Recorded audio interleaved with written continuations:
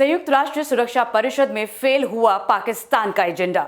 आतंकियों के पनाहगार को बंद कमरे में मिली फटकार और भारत को मिली बड़ी जीत। नमस्कार, मैं हूं मोनिका सिंह और आप देख रहे हैं इन खबर Delhi.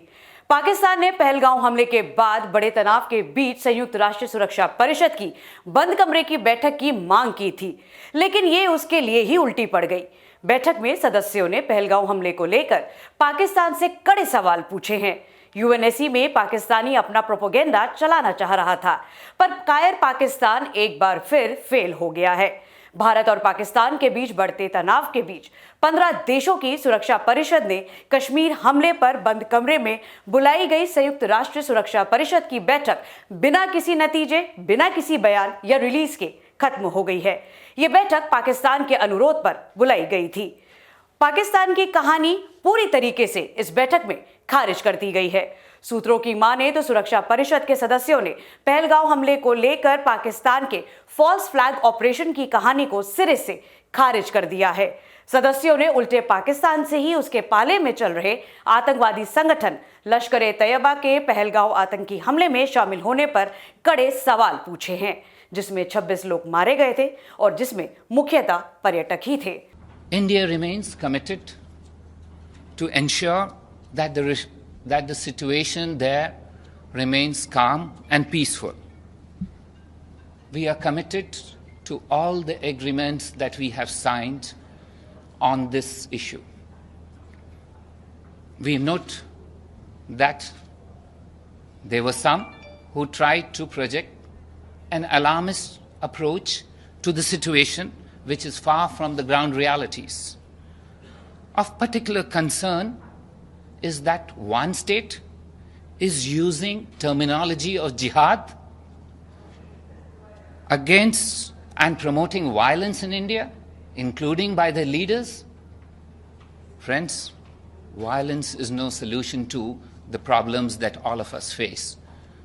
We are committed to and inconsistent with our previous position that all issues between India and Pakistan, as well as India and any other country, will be resolved bilaterally, peacefully, and in a manner that behoves normal interstate relations between countries.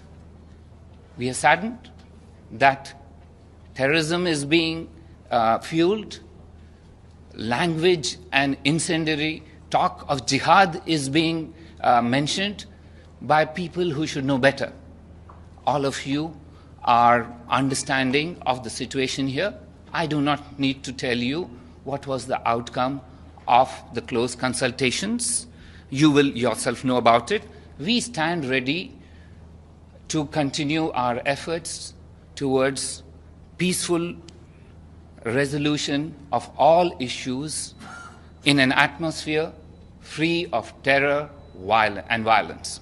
अब आपको बताते हैं कि पाकिस्तान जिस तरीके से परमाणु धमकियां दे रहा है, वो भी एक चिंता का विषय इंटरनेशनली बना हुआ है।